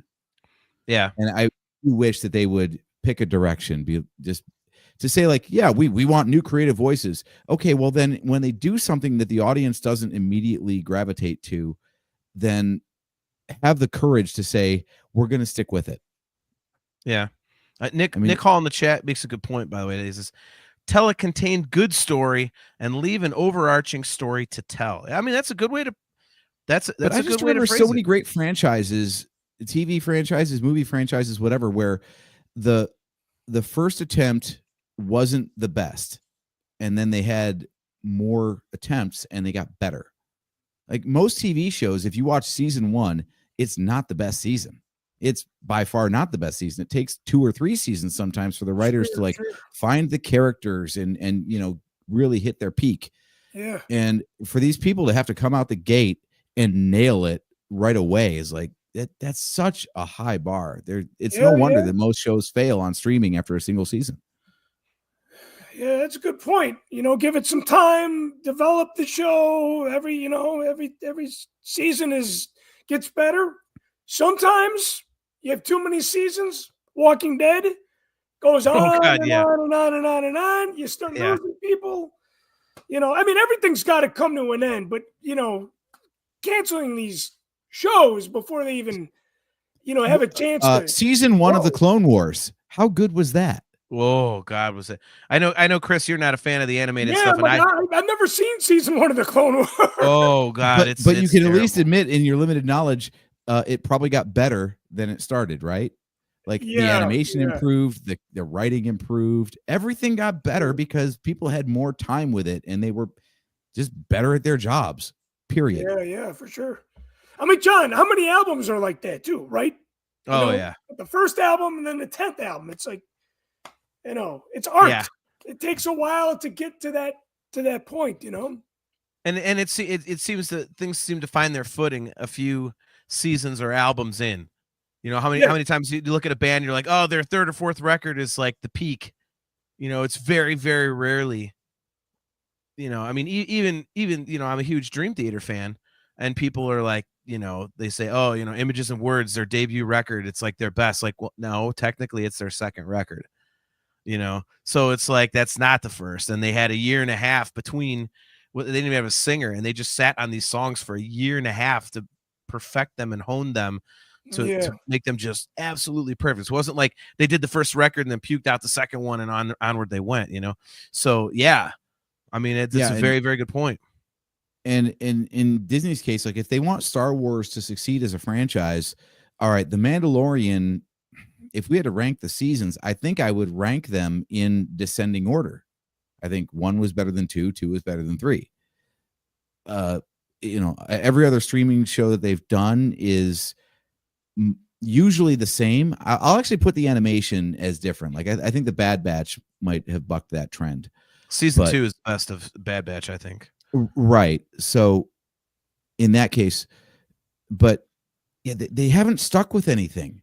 We're getting like one of this, one of that, one of this, one of that, and all this smattering of stuff, but it's not sustaining the franchise. It's not building a framework that we can build upon and like live with these characters for a while, like the trilogies did. So at some point they're going to have to say, this is good, and this is the trunk of our tree, and now we'll branch out from here. It's like they're trying to do that with the Mandalorian, kind of, but even that, like season 3 was the more they tried to make it integrated with the rest of the Star Wars galaxy, I feel like the worse the Mandalorian became. And now we get weird stuff like we're going to do the Mandalorian and Grogu as the next movie. That just that to me is like a Caravan of Courage, where it's like a made for TV movie. Jesus. Instead it's like a made for streaming movie. No, I'm not saying that like it's as bad as that. I mean, like they took a TV show that was popular and said, how do we make more money off of this? Let's put it in theaters. Because that had overall, aside from Andor, that probably had the most praise, the most love. Yeah. From fans, because it was different until it had that crossover with, the Boba Fett character and Ahsoka and all that. So are they doing that? They might be leaning back on the safety of what they think is going to be successful. Before we get too far off the track, and this is your show, not mine by any means. I don't want to control like that. But at the end credits of Skeleton Crew, I watched a lot of it, but not all of it. I noticed that there was some really cool, maybe a little bit more abstract drawing that featured what appeared to be Jedi Knight characters. Did you guys catch that? Yes. I did not. I have to admit, I'm a huge. By the way, I need to retract a statement. When I thought about it after I said it, Bad Batch season 2 is not the best season, so I would need to go back and look at that.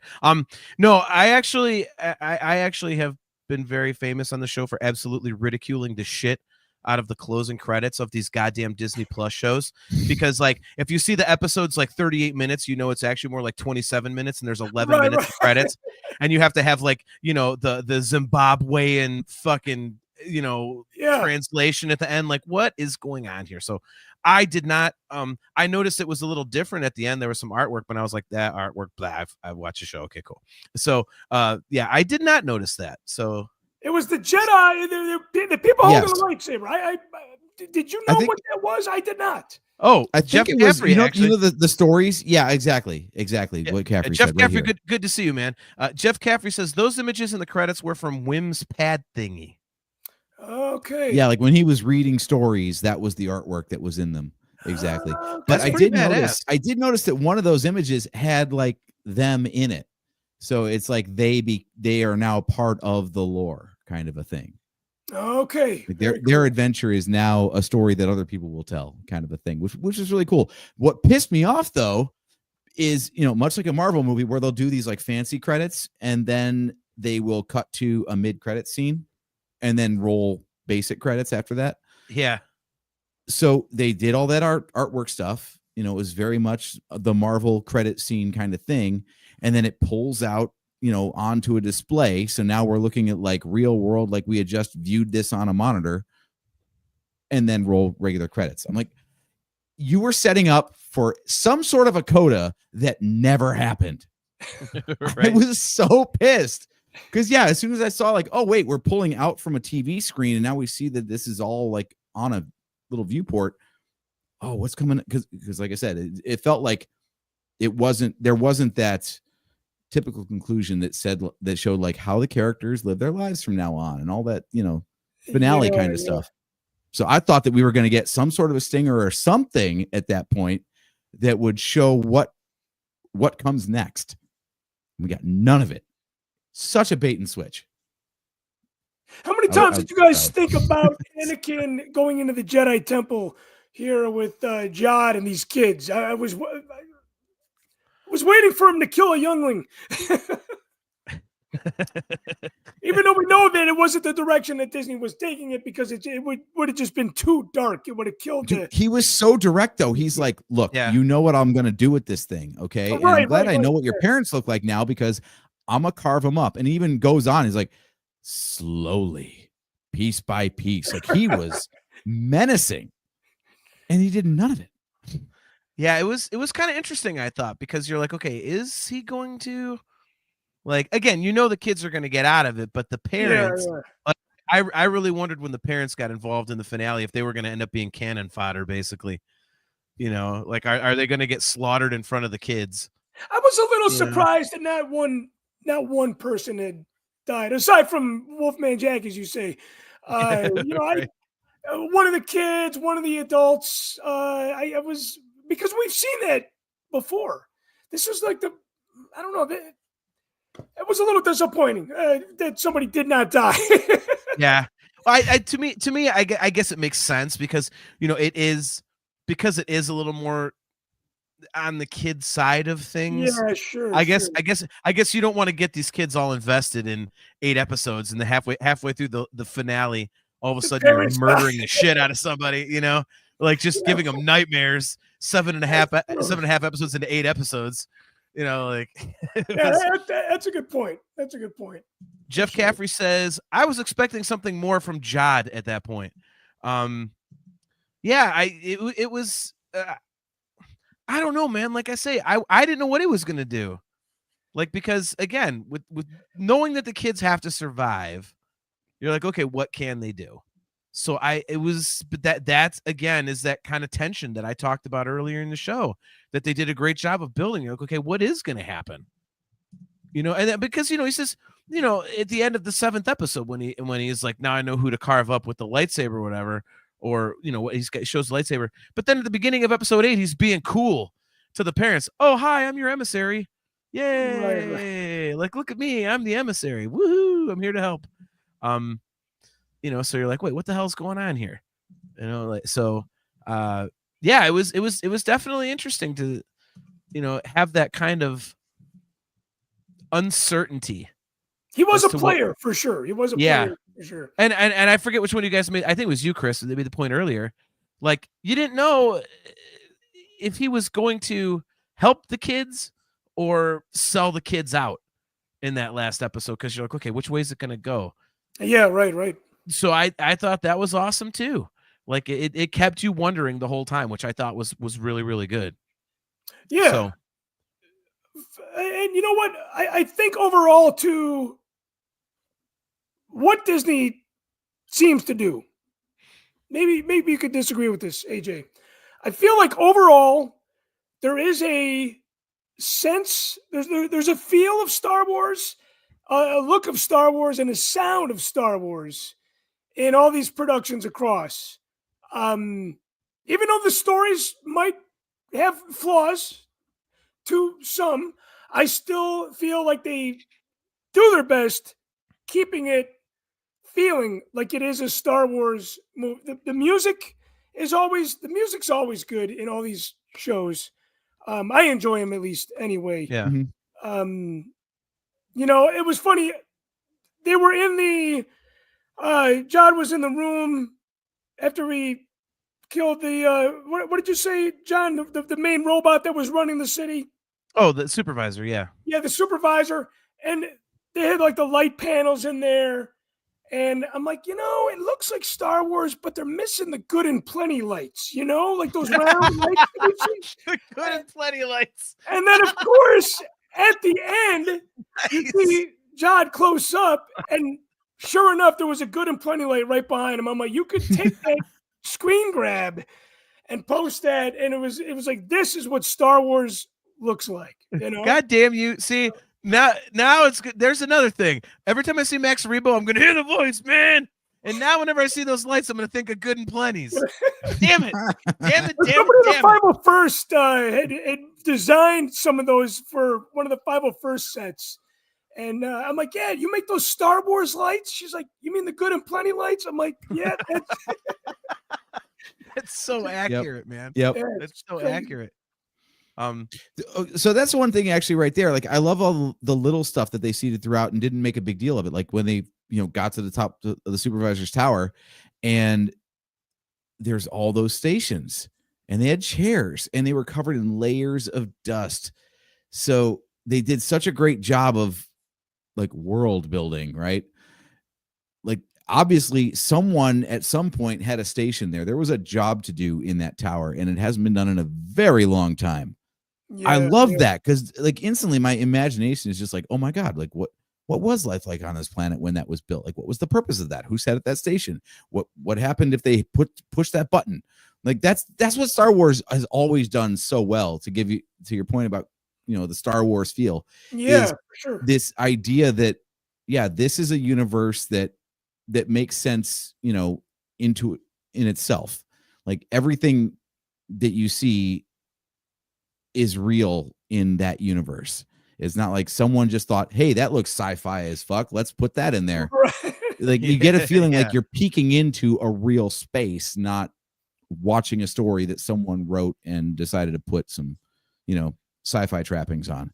And so course, that supervisor's tower, all of that, I'm like, this is weird as hell, but it seems to follow its own internal logic to where I can like now think about stuff and get all these like crazy ideas of like what other stories took place here hundreds or thousands of years ago. And like, I love that. Every week I was left with just like, my mind was a whirling transient node of, there you go. Thank you. Whirling transient nodes of thought careening through a cosmic vapor of invention. Exactly. Yeah, like I think the best thing that this show did for the Star Wars feel was it sparked your imagination. Yeah. Yeah, for sure. Miranda brings up a really good point here. I was actually just about to mention this, Miranda. Thank you for mentioning it. She says, the supervisor's room reminded me of that old show we watched and you guys did a show on where the droids take over the ship. I think, if I'm thinking correctly, are you talking about the black hole, Miranda? Because that kind of reminded me of, like, I kind of had that feel of, like, you know, again, like going back to like how it was kind of like the Matrix and Terminator, they, you know, machines take over, but it's dark apocalyptic thing. Whereas the supervisor kind of is like the upbeat, positive kind of thing, you know. And it also reminded me of the master control program in Tron. Just the shape of the it was like half of the master control program from the original Tron movie. I think that's a lot of what worked. Is like a lot of this the visuals were very 80s inspired. It very much took cues from the stuff that came right after the original trilogy.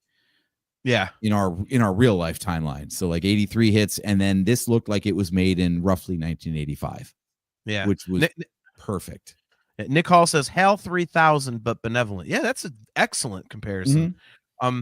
Yeah, I loved how they did it. Like, I mean, like, you know, like you're right, AJ. Like the look of it was so they did such a great balancing act of the old and the new. And you know, Chris, you had said you love seeing the older stuff. I think one of my favorite things about the show is that they, you know, it gives me hope for the writing, you know, because it you know, to me, I haven't seen an original story that has fallen on its face yet in the Disney Plus stuff. For example, you know, and when I say that, I'm saying, you know, Ahsoka, I'm not a fan of. To me, it's live action Clone Wars. That kind of came from an existing thing. Acolyte is based on the Jedi and the Sith type of thing. So we've already seen that sort of thing. But when you get to like Bad Batch, it's based on Clone Wars, yes. So I guess I can't really count that one, but I thought that was right. But like this, you know, like Andor, it comes off of Rogue One. So that's kind of, but you know, when you talk about something like Skeleton Crew, it's like a wholly original thing.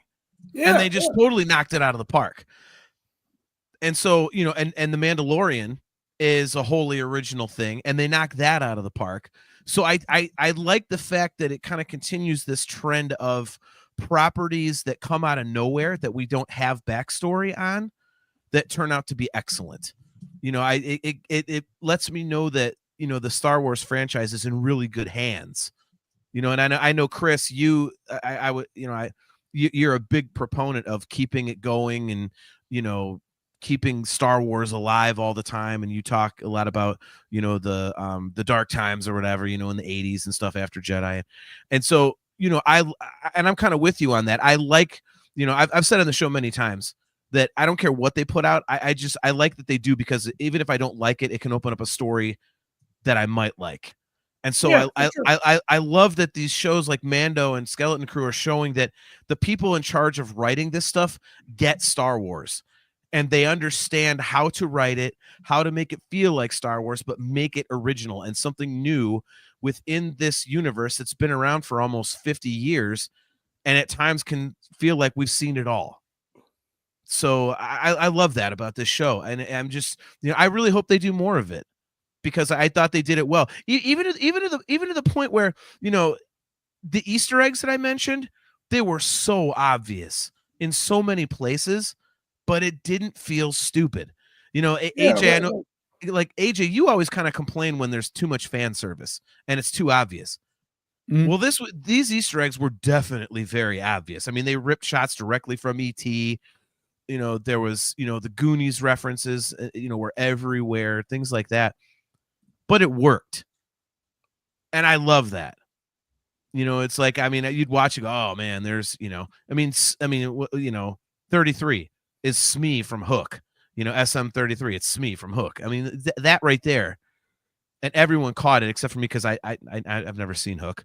But everybody who has caught it right away, but no one complained, oh, that's so ham-fisted. You know, people loved it. More of a tribute, you know, an ode to. Yes.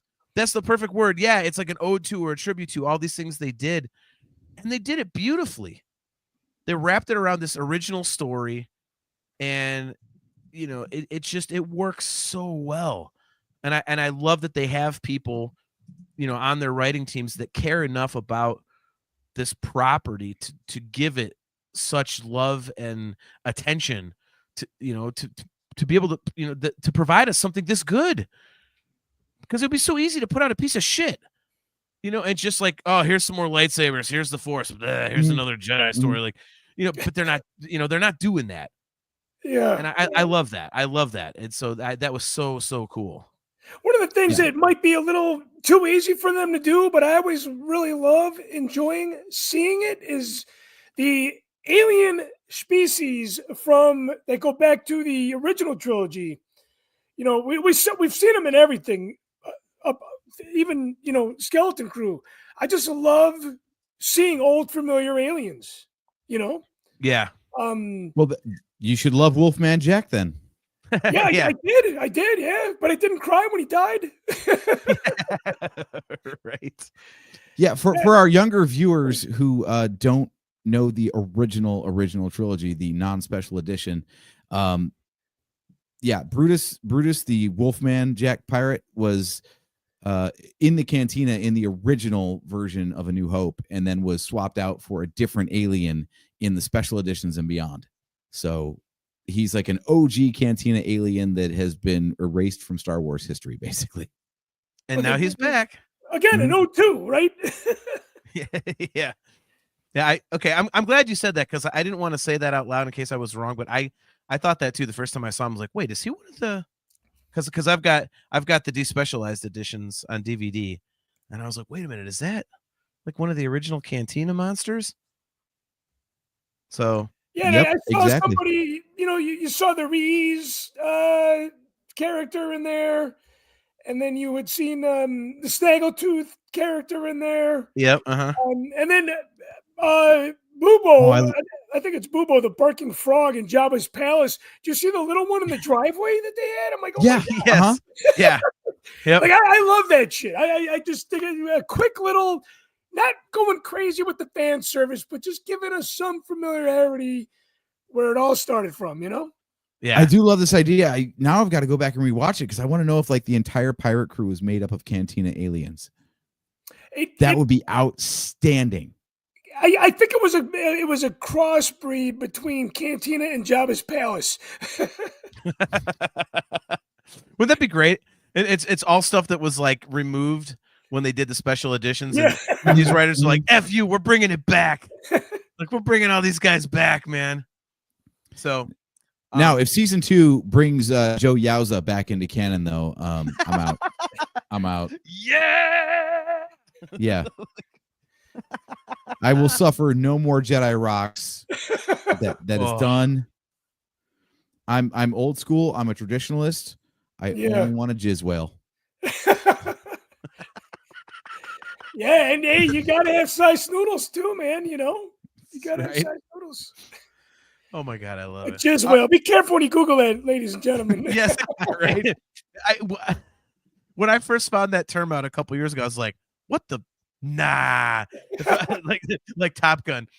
Nah, it's so bad. No, I love the Star Wars Easter eggs in this too, though. Like the little stuff, like how many vaults are there?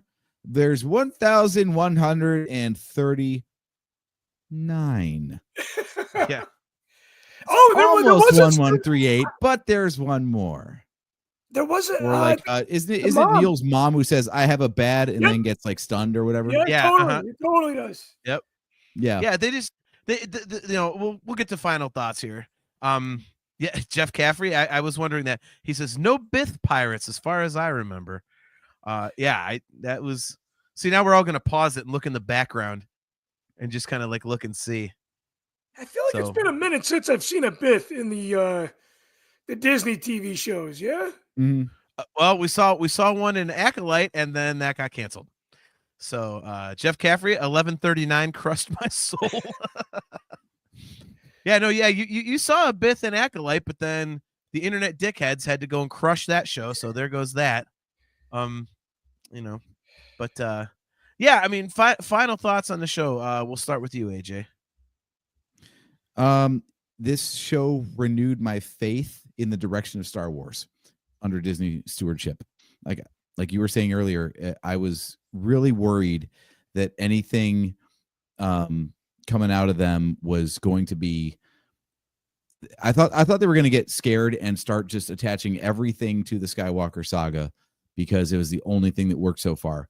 And I love the fact that we've got a new story that has all their own ideas, still pays homage in the same way that George Lucas paid homage to, things that he loved too.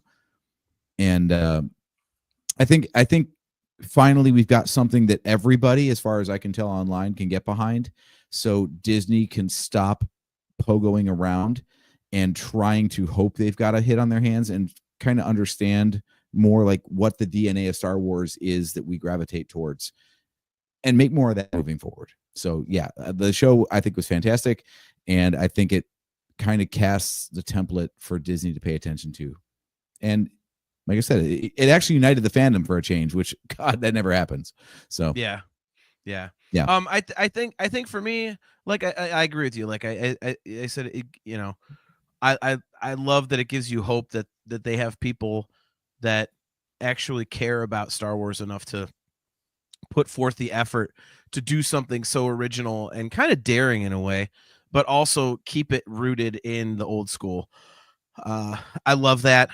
This show was just fun to me. It was, when it started out, everyone was, we said this on the last episode when we talked about the first two episodes, AJ, but, we had, and Chris, this, we were told about the concept for this show at Celebration back in, was it 22? And AJ and I are both kind of like, okay. And it just sounded like little kids running around the forest and there's a Jedi saving them. Like, okay, well, we'll watch it because it's Star Wars. And I was, and again, it does veer a little teeny bit more to the kids side of things, I would say, but it's not to the point where you're like, oh, this is for kids, like Resistance was, like this is for kids. Like, okay, this kind of is not my thing. And so I was very pleasantly surprised. I loved the tone of it. I love how there was tension in every episode, like, oh, what's going to happen? And I thought it was very smartly written. I really, really enjoyed this show. And, every episode, was this my favorite? No, but it's way up there for me. I'll tell you that. Like, it was just really, really enjoyable. It was like a Star Wars show, like where I'm trying to think what to compare it to, but it was like one of those experiences when you go to the movies or something, or you read a book, kind of like, I would say, like the first Harry Potter book, where, when you start getting into stuff like Goblet of Fire and, Deathly Hallows, like it's heavy and it's weighty. Whereas the first Harry Potter book, it's just three friends running around learning magic. Yay. And and you get the little conflict at the end, with Voldemort or whatever. But for the most part, it's lighthearted. It's an easy read. It's fun. There's some, trials and tribulations along the way, and I feel like this was kind of like that. It was very easy to digest, but it had enough of the old school stuff for fans like me, fans like me. And it was just really, really well done. And I hope they do more of it because I like the characters. I like the story, and I like where they could go with this.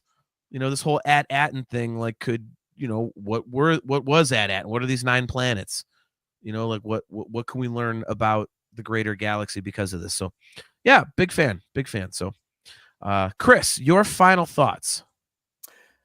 I went into this going, oh, fuck, here's another Star Wars project that everybody's going to shit on, or most people anyway. Right. And that kind of kept me, like, I was, like I said, I was enjoying the holidays. I would rather watch Rudolph and Charlie Brown Christmas than take a deep dive into Star Wars. Star Wars was going to be there in the first of the year for me. And when I watched it, I enjoyed it like I enjoyed everything that came before it.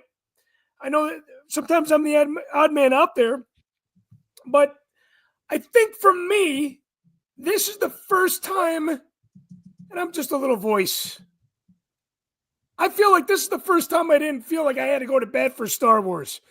I was like, wow, everybody's enjoying this. Nobody's shitting on it.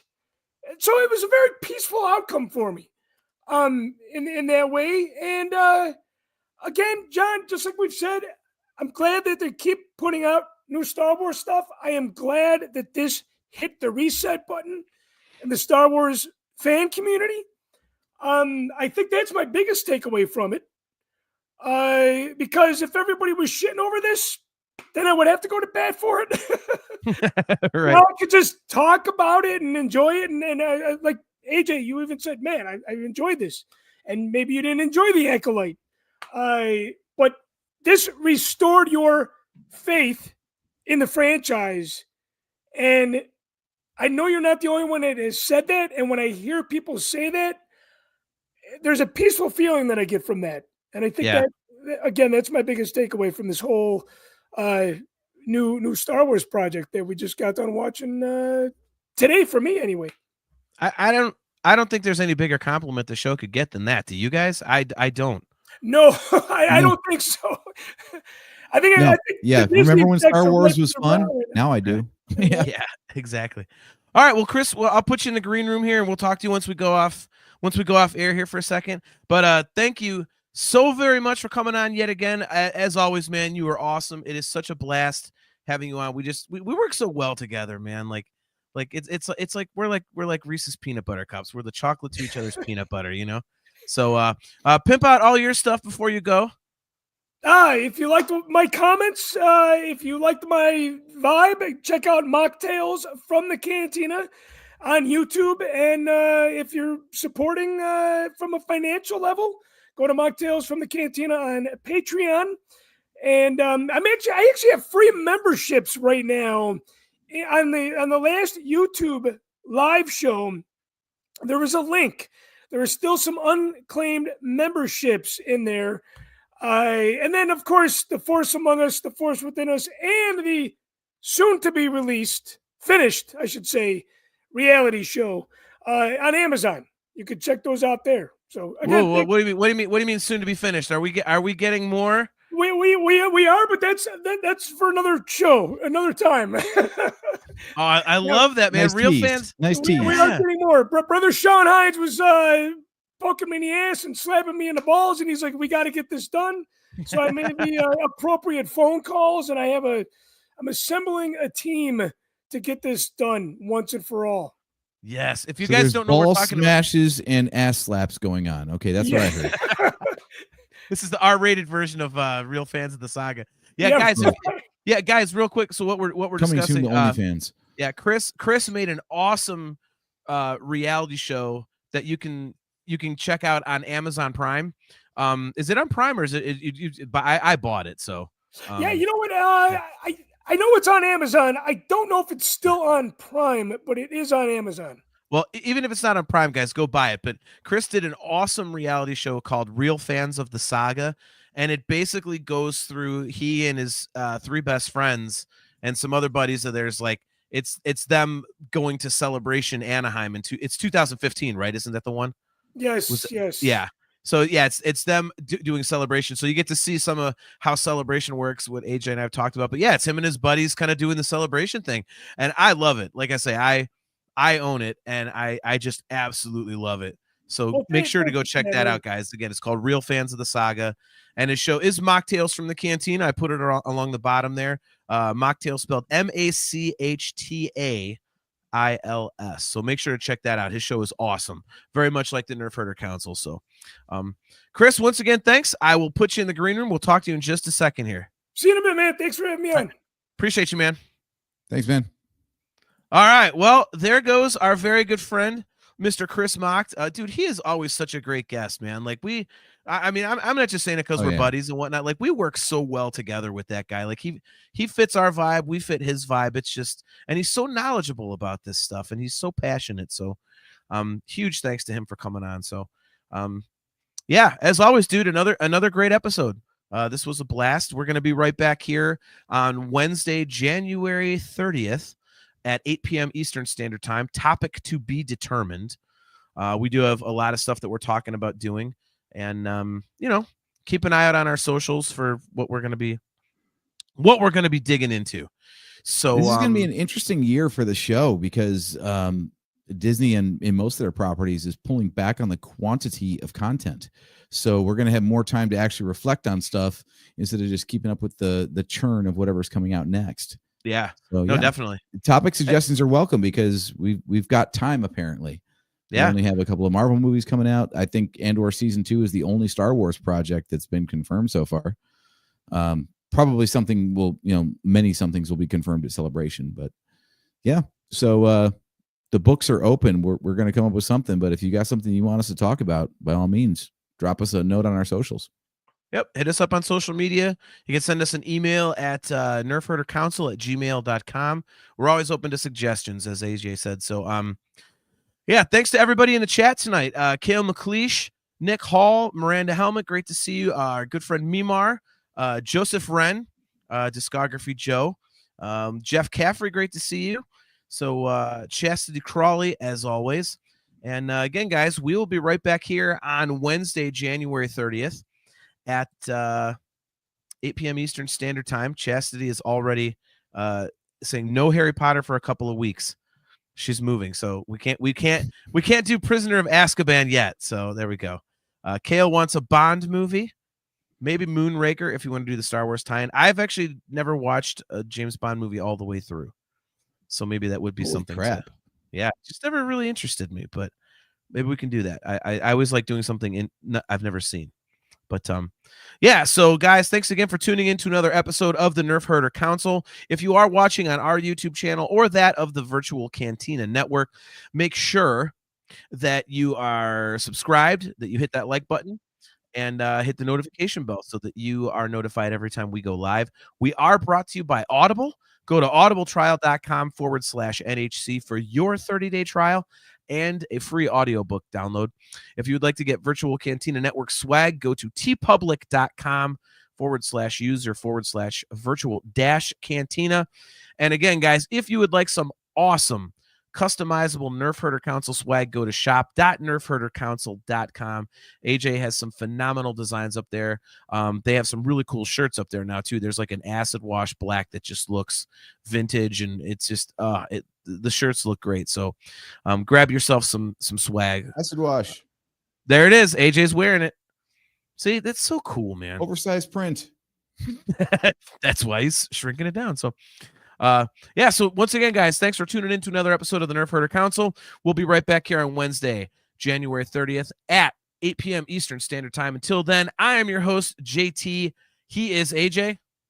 It's Drake Adams, 579. Guys, we will see you later.